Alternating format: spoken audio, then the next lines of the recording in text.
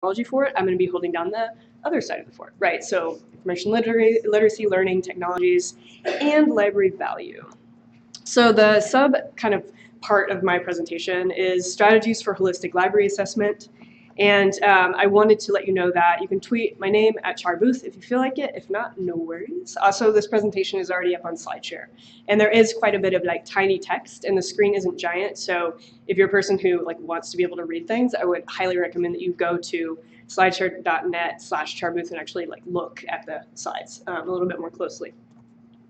I also wanted to acknowledge a bunch of awesome people that I work with that contributed to this content, like start to finish. So Sarah Lowe, Natalie Taggy, Sean Stone, and Danny Brecker are kind of my collaborators in arms at Claremont. Sean and Sarah have actually moved on to IUPUI, but I did want to acknowledge all of these people because they're amazing, and we would not get anything done without them. So what in the world do I mean by holistic assessments? This is a very good question. So if you think about the word holistic in its kind of like on its own, it's an idea that there's a comprehensive set of parts that you can kind of integrate together in order to become a stronger whole, right?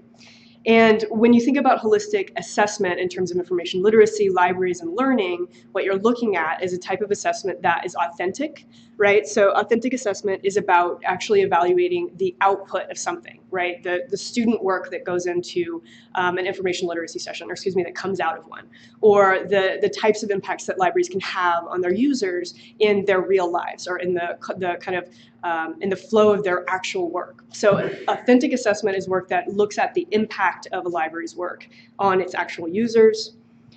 Holistic assessment is also differentiated. So you're looking at different pieces of how your library operates, how it affects people. So you're not just looking at one thing. You're not just trying to understand the efficacy of a library instruction session. You're looking across the spectrum of how your library operates and works and how it affects people, and assessing multiple points of that effect.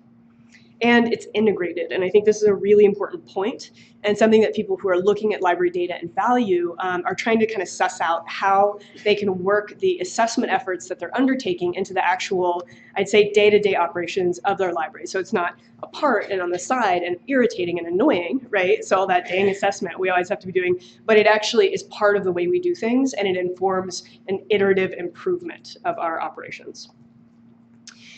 So I had my presentation all made up, you know, and as always happens, I came to this morning's presentation with Bonnie. She's a good friend of mine, so this was great. And she totally messed everything up for me, right? I was like, oh no, Bonnie, she did this thing that I should have been doing all along, where Bonnie, in all of her smartness, was talking about basically library value, right? So her entire keynote, which I thought was great, was talking about what's beneath libraries kind of as a dictionary definition. So what are the values we embody? Like what are the real benefits that we encompass and push out to society?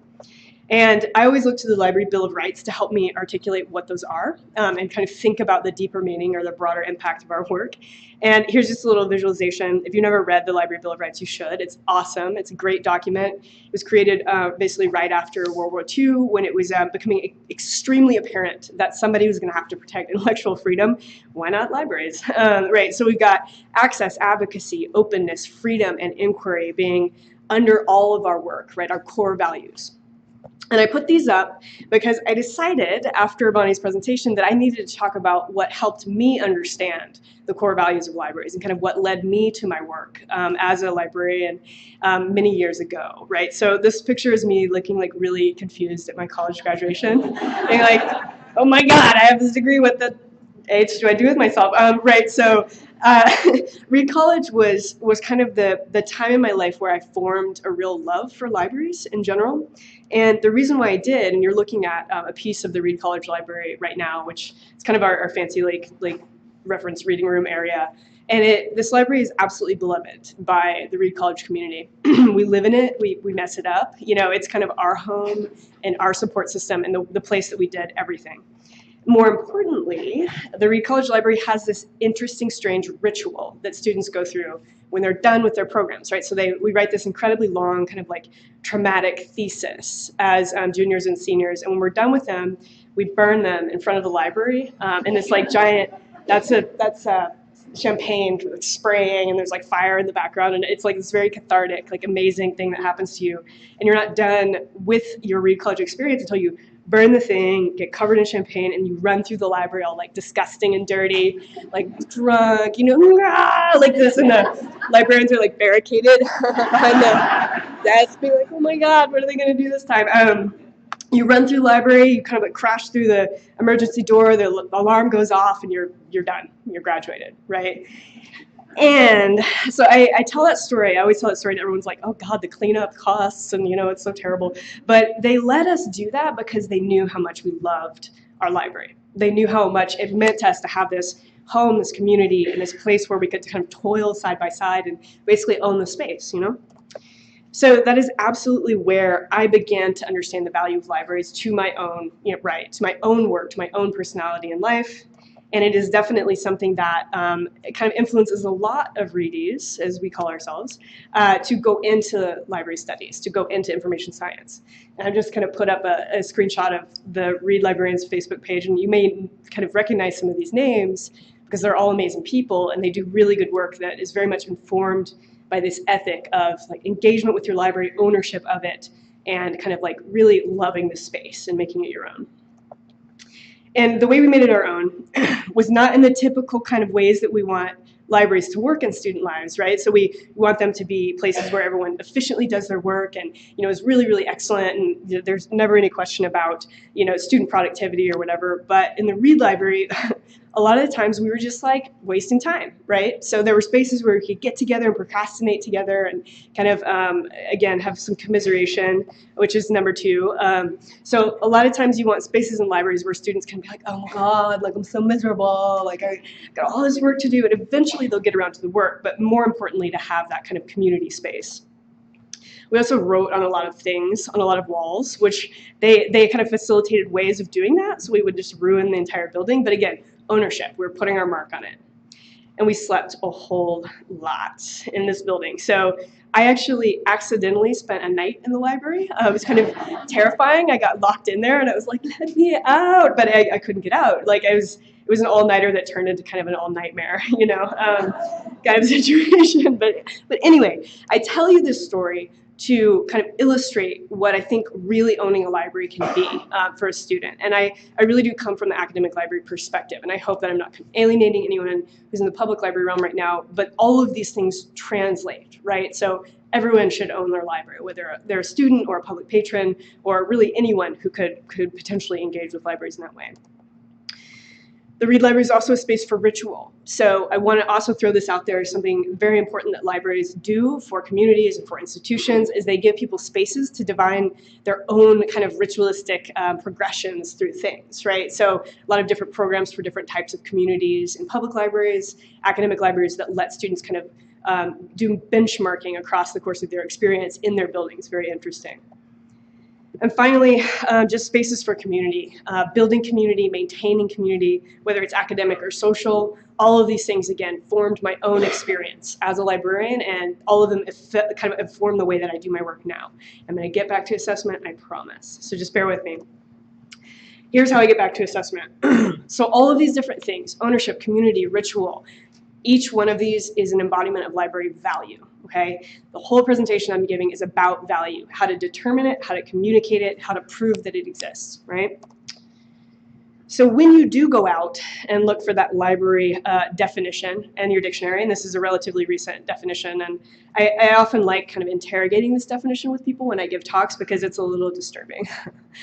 So if you read this thing, you show it to a room full of librarians, and they're like that. I mean, literally, like if you read it closely, a building room containing collection of books, right. A collection of films, okay, series of books, recordings, room in a private house, right. So it's all about content and container, right? So library definition usually says it's this place where we, stuff books and films and things like that. This is still the definition of libraries now in the dictionary. And that doesn't mean everything, right?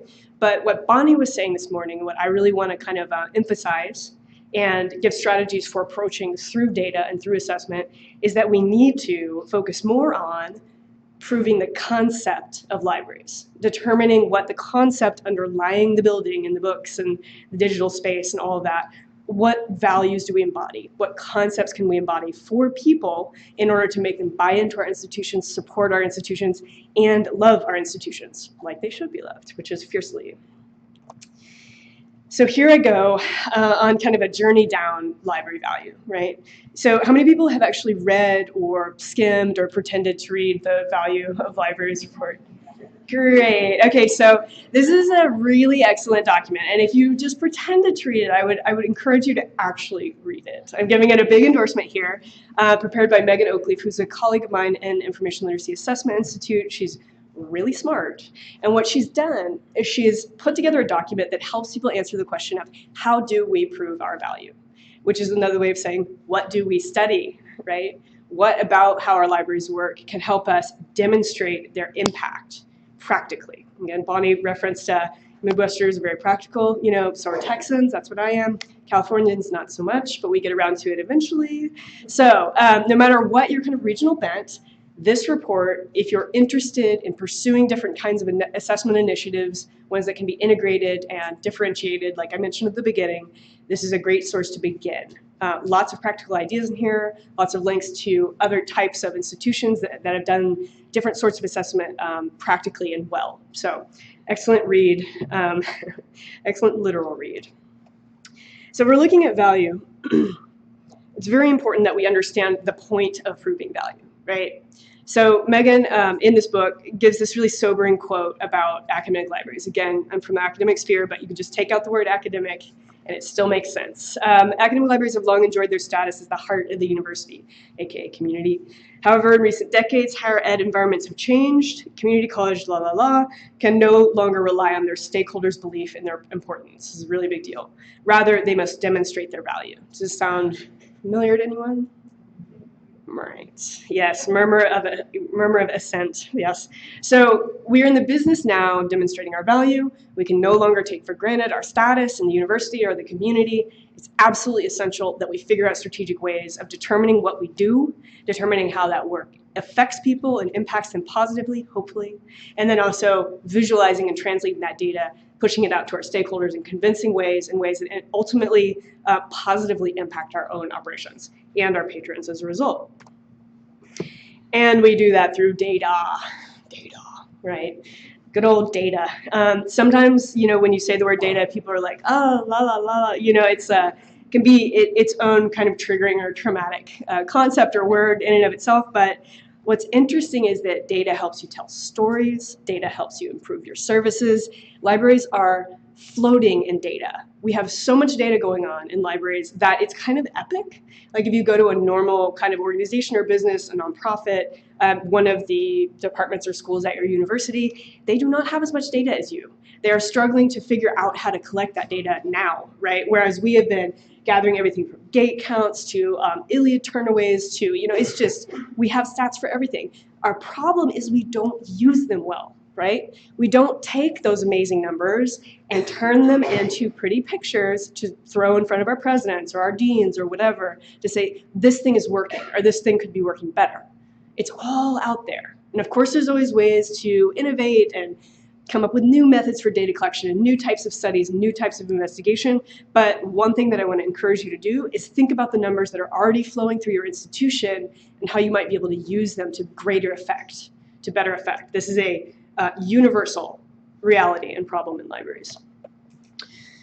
So there's a lot of data out there outside of our institutions that can help us prove value. And I do want to point to a couple of sources that I think are very useful to people to familiarize themselves with. And again, a lot of these are oriented towards academics, but not necessarily only useful to academic libraries. So the Ithaca Foundation, I believe it's foundation, sorry Ithaca if you're not a foundation, gives a lot of surveys, does a lot of surveys and puts out a lot of information about oftentimes faculty perception of libraries. And this is very important. There was a question this morning saying, okay, so you know, how do you convince faculty about one thing if they think this other thing about your library?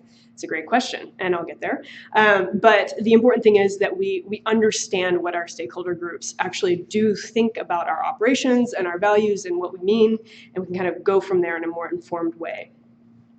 There's also, of course, the New Media Consortium's Horizon report, and this comes out every year. This is a more library technology-oriented publication for those of you who are so inclined. Nod to Jason, who's speaking about tech in the other room. Also, EDUCAUSE gives this great annual survey every year called the Undergraduate Student and Information Technology Survey. I always get the name wrong. But anyway, just Google Student Undergraduate Technology EDUCAUSE and you'll get the most recent version. And what this does is it's a huge national survey, international actually, that shows you a lot of insight about how students are relating to academic technology. There's usually library questions in there. You think about how students are engaging with different sorts of tools to do their work. And again, we're laying the groundwork for being able to demonstrate to various stakeholders what libraries need to work well and work along what their communities want them to do. There's also, and this project has a place that's close to my heart, Project Information Literacy is this awesome program that's run out of the Information School at the University of Washington. Allison J. Head is their lead researcher. She's brilliant. And her entire MO is to construct really well-built studies that show how students develop and or do not develop information literacy capacities. And this can be in the workforce, this can be entering higher education. So there's a lot of different survey populations that she's working with. And the studies that she publishes are extremely useful for people who are working on the ground with students in higher ed or in public libraries.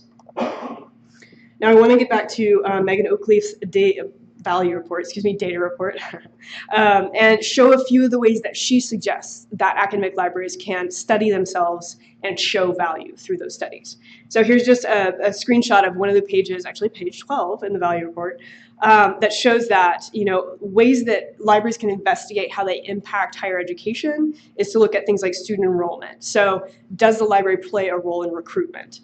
Does the library play a role in retention and graduation rates? How about student success in terms of job placement, salaries, marketable skills?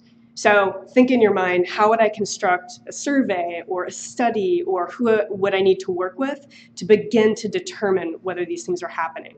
And that's the big question of assessment, is how do you get to the results that you need, right? There's always a process, and there's always people you have to work with, particularly when you're looking at things like student success.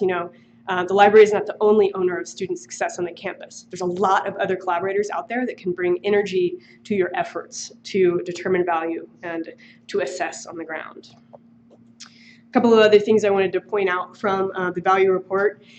Other things libraries might be studying related to faculty. So here's a couple that are relevant at Claremont right now where I work.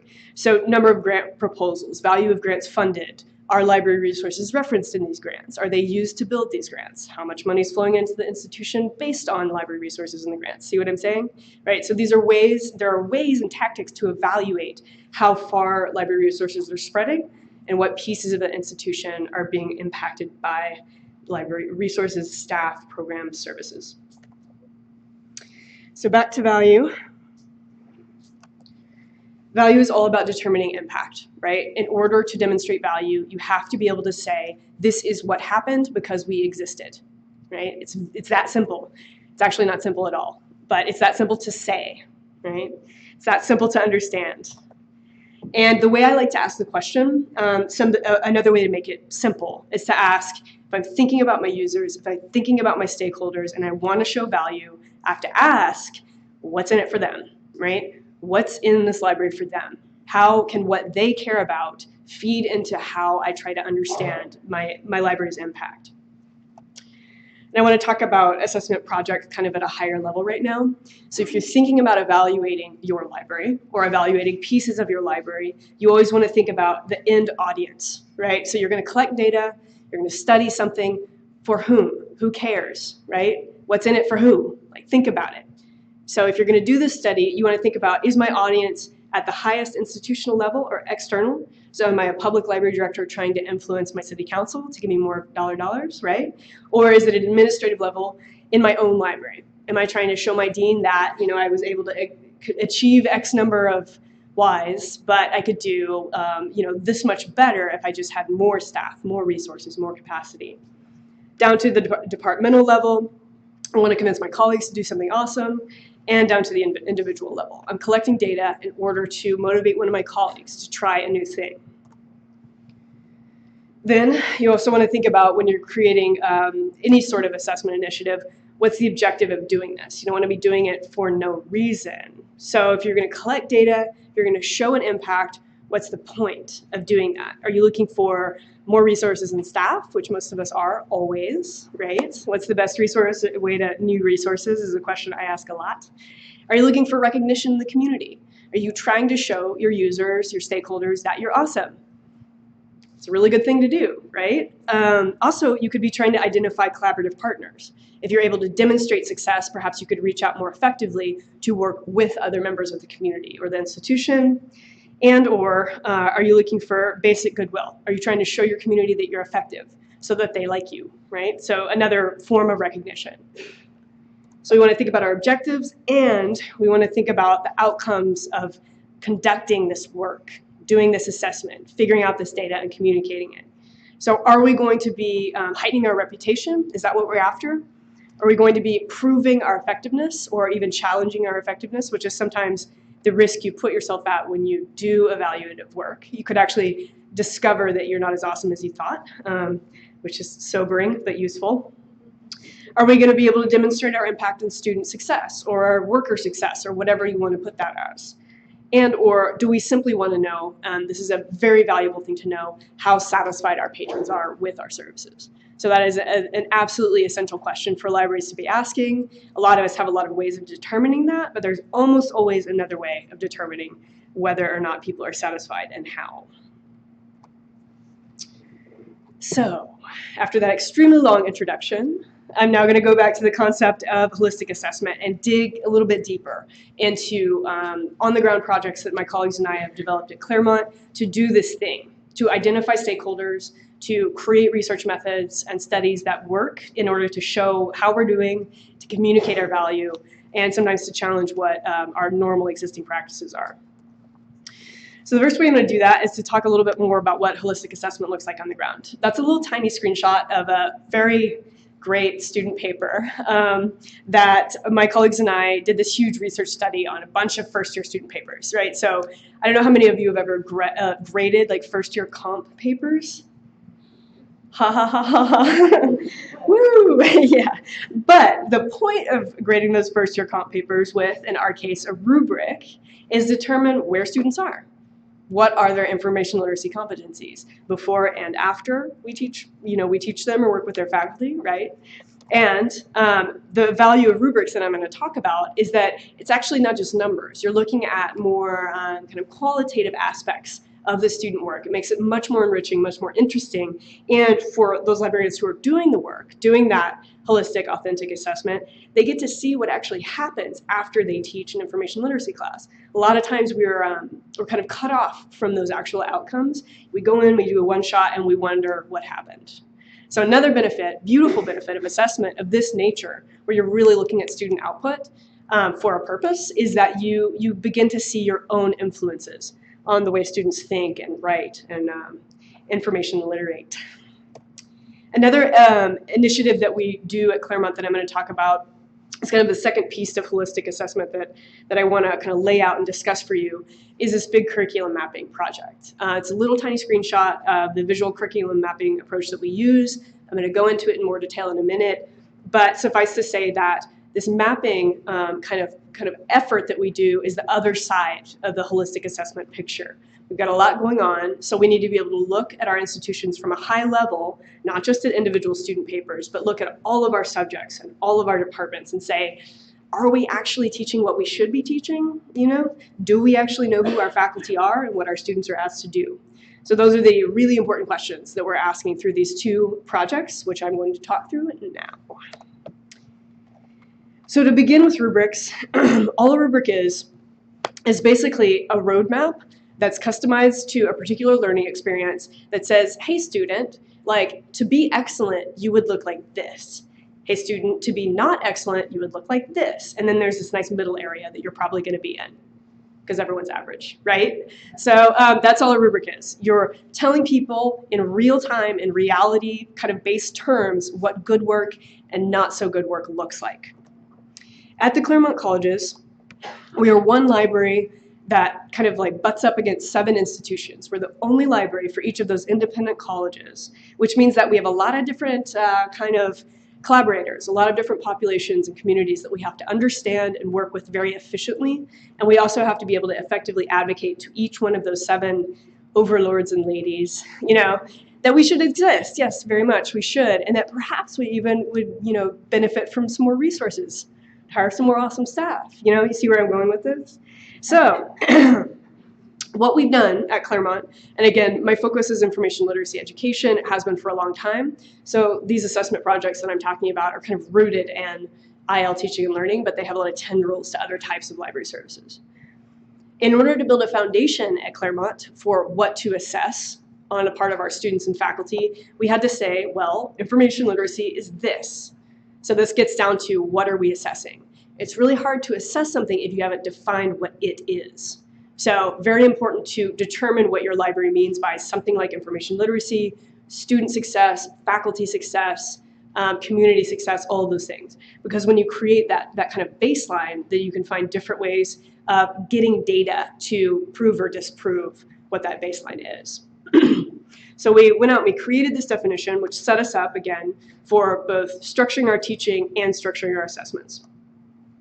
We are also, at the same time, conducting large-scale surveys of our community. This is a really good thing to do if you want to kind of ask people about a bunch of different little things about your library. And this is work that I've been doing for a number of years. My colleague and collaborator, Sarah Lowe, and I worked on a number of student and faculty surveys at Claremont, asking people about everything from library facility and resource use to perceptions of their own information literacy abilities, both on the faculty and student side. You can find these reports just by Googling them, and the survey instruments are actually up there as well. So if anyone wants to kind of steal our moves, feel free. So in these surveys, we did something very interesting, which is a nice trick that I would like to recommend that people try. We asked the faculty and the students basically the same questions about each other, right? And then we were able to take that data and smash it together very, very creatively, I would say, to demonstrate different types of perceptions about student and faculty information literacy skills and emphasis areas. So I know there's a lot going on this slide. Suffice to say that in our surveys, we determined this big old gap between how good students thought they were at different pieces of information literacy and how bad faculty thought they were, right? So we have students kind of vastly overestimating their own abilities, faculty being way more harsh on how well they write annotated bibliographies, how well they use sources to further a thesis or an argument. And when we take this data and we deliver it to our faculty, they're like, oh my God, there's a problem here, right? Can you help us with that problem? Why, yes, we can. And to make it even more disturbing for our faculty, we asked our students, okay, so when you're in class, how often do your professors emphasize these things, these very important things? Not plagiarizing another author's work, questioning the quality of information sources. And then we asked our faculty, how often do you emphasize these things in your classes? And what we found is that students heard them saying what they were saying way less than faculty thought they were saying it. This is where the faculty start like face palming like big time. Why aren't they hearing me? Am I not saying this in the right language? How can we get better at this, at making these things resonate? These are questions that we can help them answer, obviously. So back to the rubric project.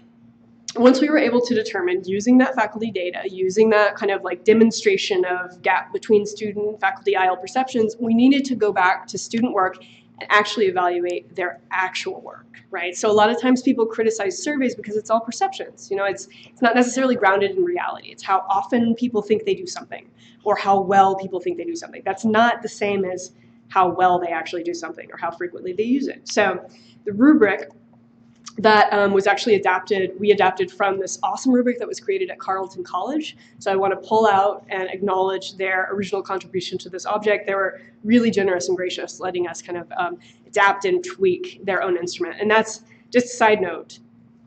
Steal, recycle, give attribution, always with assessment, because people put a lot of time into crafting useful, valid, rigorous instruments, and you shouldn't have to start from square one. It's actually kind of dumb to start from square one, and you'll waste a lot of time. So anyway, Heads up, thanks, Carlton.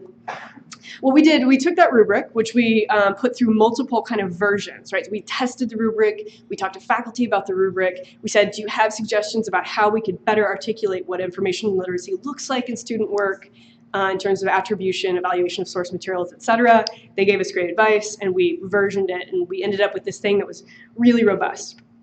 We then created a project where we worked with one of our first-year student programs at Pitzer College to collect a whole bunch of their papers, their end-of-year seminar papers, use the rubric to evaluate those papers, also noting how involved the librarian was in that class. So different levels of engagement always happen at our colleges. Like, faculty have a lot of autonomy, each syllabus is different, so each librarian will end up working with a class to different degrees. So we wanted to know, did how much that librarian worked with the class in terms of direct instruction, et cetera, influence how well the students did in their work? And a big piece of this rubric assessment is actually getting together with your colleagues and figuring out what the rubric actually means. So what you're looking at right now is a big old mess, but it's called a norming exercise. So a bunch of people read one paper, they grade it with the rubric, or a couple papers, they get together and they say, I thought this was a 4, and then someone else says, no, it was terrible, it's a 1. And you come to an agreement about what the rubric should be evaluating and measuring. So then you're creating a community of practice with your colleagues about what excellent work looks like at the first-year level. Another very interesting kind of side consequence of this type of project. After we graded all these papers, we found this awesome thing, which is that the more our librarians worked with the class, the better the students did in their work. We didn't know we would find that. We were just kind of gambling, and we totally did. And it's been a really useful thing to be able to design awesome infographics for. And I want to give a heads up to Danny Cook, who's our awesome, she has a really long job title, bear with me, Information Literacy and Learning Technologies Coordinator, who created this awesome infographic out of all of our data to show just how much students improved in the areas of attribution, communication of evidence, and evaluation of research between low-level librarian collaborations and high-level librarian collaborations. So that was the first piece of this study. And based on the success of this and demonstrating to the rest of the colleges how well this worked and how much we were enriching their students' work, we began to scale this up to all 7 of our institutions. So there's a lot of words on the slide. Again, go to SlideShare if you really want to read in detail how we approached each of these communities to adopt the rubric for themselves and or to give us access to their student papers to grade. Suffice to say that each community at Claremont has adopted our information literacy rubric for different purposes, everything from capstone accreditation level evaluation of their own students down to individual courses integrating the rubric to assess student work. So it's pretty triumphant, and please don't try to read this one. This one's the worst of all. But I wanted to give a timeline and a progression at each of these institutions for people who are trying to collaborate around assessment with different members of their community to give you an idea about how we advocated for this object being used in real situations to evaluate student work. So moving right along, so none of you have migraines. As I was saying, we've used the rubric in a lot of different places, first-year seminar paper evaluations up to accreditation assessment, which has been really interesting to collaborate with our colleagues on. But this last little piece, I'm just going to talk about how we scaled up that first piece of our rubric assessment project that the first year to an assessment in action project. Has anyone participated in ACRL's assessment in action? Y'all should get on it. It's great. It's a big effort that actually Megan Oakleaf is also working on at ACRL to mentor librarians, teams of librarians, through the process of designing a research study that's useful and integrated and important that they can then collect data and communicate it to their communities. So we did an assessment in action project a couple of years ago. We took that first success with a first-year program and scaled it up to all 5 of our institutions. Here's a bunch of information about how we built the study if you're interested. There's also a link to the rubric that you can take and, with attribution, of course, use for your own purposes. So again, we coded those different collaboration levels. How much did a librarian work with a specific class? And we evaluated those papers along with gathering assignment prompts so we could understand what the students were actually asked to do. The second round of this giant survey, which involved, I think, 560-something papers, it was just awful. You know, a bunch of teams of us getting together and like, it took a lot of time, you know. And at this level, like, if you're really committing to doing a survey of this size or a study of this size, you need to give people release time, you need to prioritize it in their schedules. Otherwise it's kind of oppressive, I would say, right? So let people know what they're getting into, what they're signing up for, hopefully. So in this second study, we said, all right, so we're just going to code, low-level and high-level collaboration again, and we're going to see what really happens when students are working with their librarians at these different levels. And the awesome thing that we found is that, more librarian collaboration is great up to a point. Okay, so up to level 3. Then it plateaus. So we had librarians who were literally embedded in the entire class, which is a lot of time, a lot of effort, who had the exact same impact on students when they only did like 2 information literacy workshops, and students did an online tutorial as well, right? So we were actually able to determine the ideal level, the most scalable level of instruction based on this study, which has impacted the way that we do our outreach and our planning for this program. So never again will we suggest embedding in a course, because we simply don't have time for that. And of course, the report on our data is up online if anyone wants to check it out. Just libguides.libraries.claremont.edu/AIA. A lot of good info in there, as well as evaluation instruments. So that was rubric evaluation. I'm now moving on to the last piece of my presentation, which is to talk about our curriculum mapping project, right? So as I mentioned, Claremont is very complex, and it's very important that any of us really try to get a handle on what our academic communities are comprised of. So we have your traditional subject specialists. They might be, someone in charge of religion and arts and humanities and, a couple of different areas. And they need to know who their faculty are, what courses are being taught, what their students are doing at all 7 of these campuses, because it's completely different at every campus. It's kind of crazy. I didn't say that. It's kind of great. So what we did a couple years ago is we decided that in order to really investigate these communities efficiently and in a way that would help us remember all of this stuff, that we would use a concept mapping program called Mindomo.com. There's a million of them, but this one allows you to publish guides online, or excuse me, maps online, which was great, so you can share them easily. You can export in like a million different formats too, so it's awesome. It's cheap or free. And what we do is we sit down, look at the college's websites, map out all the people in the community, we look at the degree requirements, the listing of courses, in order to educate ourselves about what's happening. And again, that process, if you go out and find all the public-facing information as well as some of the internal kind of departmental documentation you might need to reach out for, in order to kind of create a picture of what that discipline looks like. And this is a very different way of going about this work. Usually you're just kind of systematically looking through the pages. What you're trying to do is make a mind map of your own communities for your own purposes. So we asked all of our librarians to do this. Very interesting. And just to give you a couple of shots of what one individual's process was doing this curriculum mapping with concept mapping software. This is our gender and women's studies librarian, Alex Chappelle. She's really smart. So she was one of our first kind of pilot adopters of this process. And I kind of was like, hey, Alex, have you ever tried to do this with your academic, program? She's like, no, I've never used that kind of software. I said, well, give it a try. You've got 2 hours. Give it a try. I come back, she has this beautiful thing built. She's like, Char, like I found out all these things I never knew. So she went campus by campus. She created a little node for each campus. She then identified the programs and the majors that she is allied with. She sussed out all of their degree requirements, so the courses that her students had to take or could take as electives. She found their learning outcomes and objectives, which I don't know if she'd ever seen or interrogated before, but it was a useful way to identify them. And then she created her own annotations, little thumbs up symbols and a little note to herself saying, okay, this is where students are all going to be at the same time doing research. Maybe I should go collaborate with that class. So what she's doing is she's building insight. She's going through a knowledge management and knowledge building process for herself, while at the same time identifying a strategy to pursue in the future that would help her do her work better. Because this was a consistent experience of people who did this work, we wrote a grant to IMLS to actually kind of expand the program to all of our librarians. We have 55 different majors. Actually, there's way more. We have 55 subjects that can be pleasantly crunched down into that giant number, distributed across 25 librarians. And so we kind of delegated all these maps, all these people. We got this nice grant to fund half of a person, project manager. And as a result, we were able to create a big mapping template, which is actually openly available online should you be interested in pursuing this on your own. It's up on our institutional repository. You can just Google Claremont mapping template and you'll find it. So we set our subject librarians up with this template. We ask them to investigate their departments, kind of figure out what's happening there. They do this on a semesterly basis now. So this is an ongoing project. Every year we build these maps and rebuild these maps. And once they're actually created, it only takes a couple of hours to finish that work.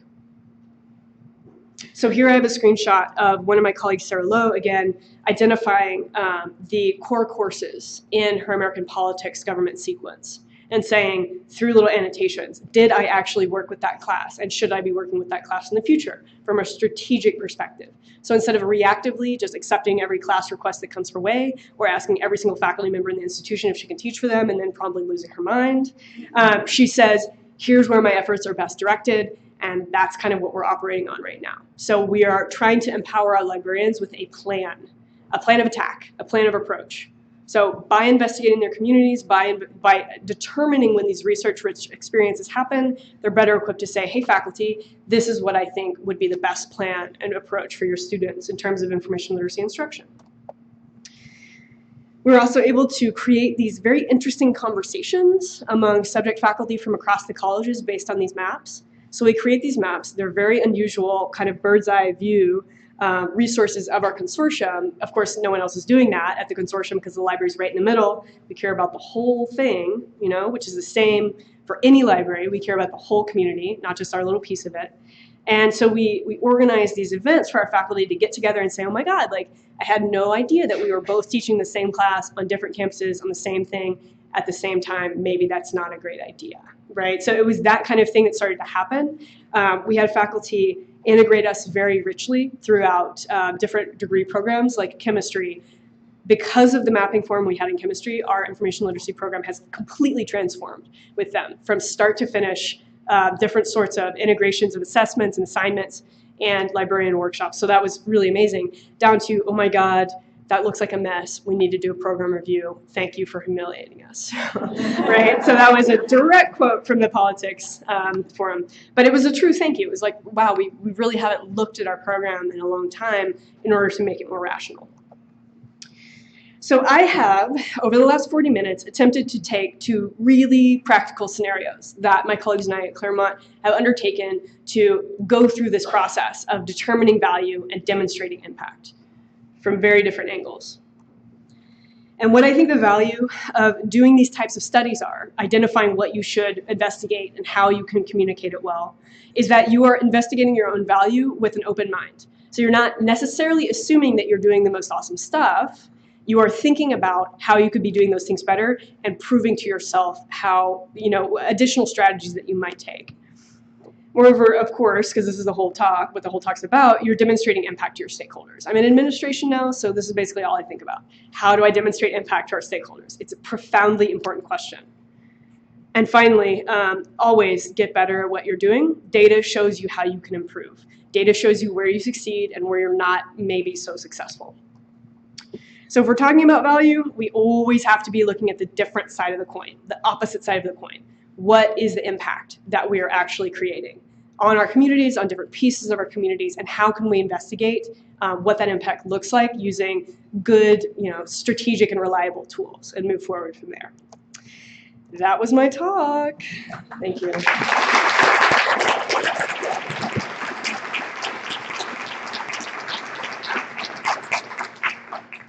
I didn't run over, that was awesome.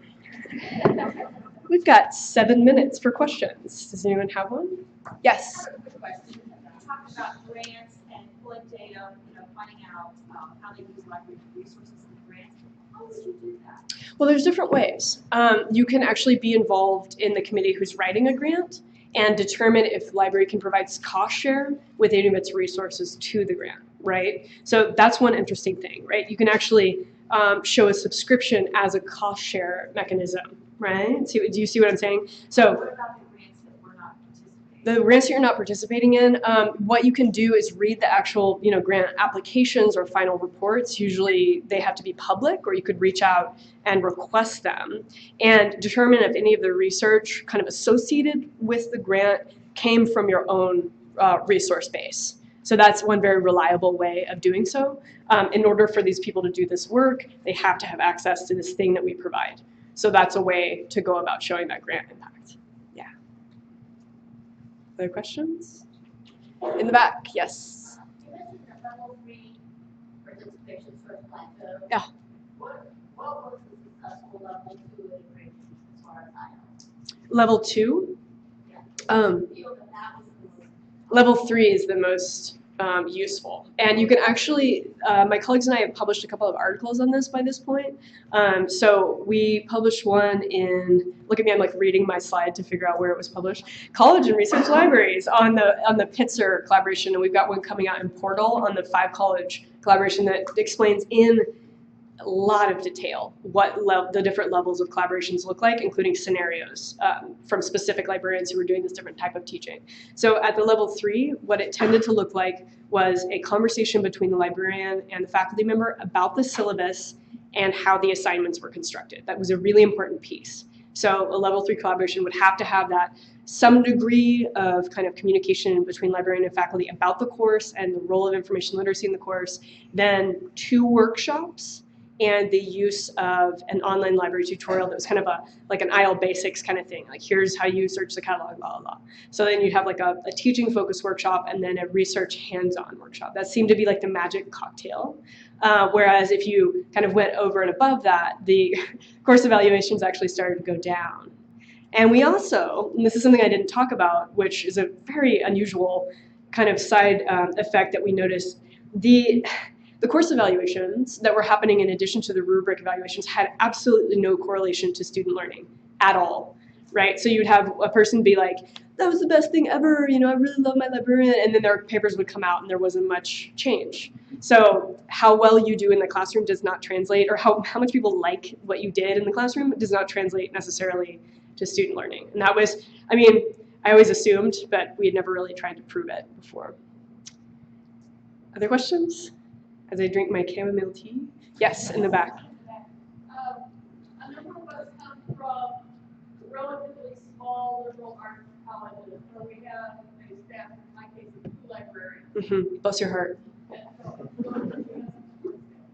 but I think there are other ones in the room with that. How can we do, certainly we can't do something like what you guys are doing simply because of the research. How can we instill these kinds of things, even on a relatively small library? Well, I think it's a great question. The first thing you need to do is truly prioritize data and assessment in the job roles that exist, right? So one way to make more time for people to do work like this is to actually emphasize it in their job descriptions, emphasize it in their outcomes, emphasize it in their assessments. So from an administrative level, you have to say assessment is important and then give people the time to work on it. Not necessarily at the expense of your other services, but we all know that like minutes can be shaved here and there. Another way is to look at successful designs and try to scale them back to the scope of your institution. So the initial FYS part of this project, the first kind of piece of the rubric thing that we did with PITSR College, that was only basically 4 of us working on that at a very small amount of our time. So we had a sample of 100 papers, we divided them up, and each read groups of 20, and we had normed the rubric. So there are ways to kind of divide and spread the work across individuals. And I think with 2 librarians, you could totally do a rubric assessment project if you were able to collaborate with institutional effectiveness officer, get somebody else to do some of the evaluation with you and for you. That can be another great way. Because if you're evaluating information literacy, I don't know if it's a core competency in this accreditation zone, but if it is, you're producing data that they can use to their own purposes, which is way more fun to collaborate around than like, I just need you to do this work for me, and it's not going to benefit you at all. So that's why this has been so successful at Claremont, is because they have to show information literacy impacts, you know, by the capstone level. And here we are, like, giving them the instrument and giving them the data, and they love us, you know, which makes them, you know, more predisposed to work with us in the future. There's a 1-minute warning from the back. Does anyone have a 1-minute question? Or 1 minute, you know, hopefully shorter than 1 minute so I can actually answer it. Anything? Going once. Going twice. All right, thank you very much. Y'all are awesome.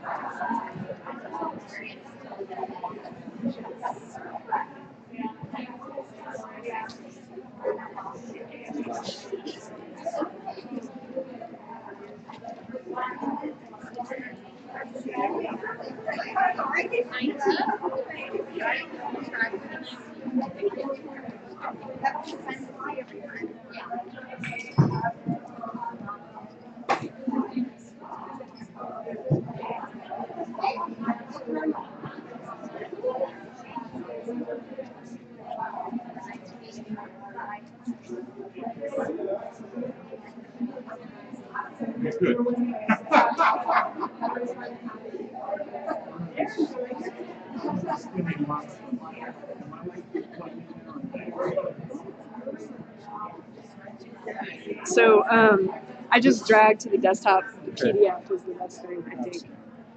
Thank you so much. Yeah, absolutely. And thanks for your good vibes. I've got lots more reading to do. All right.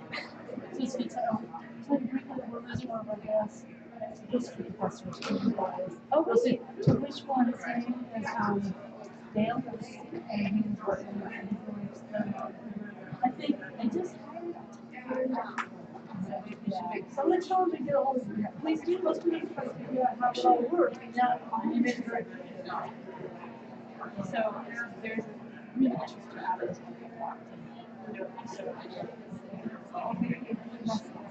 Love your session. My name is Hannah Ross.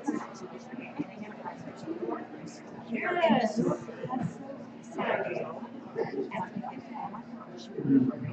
Care. So these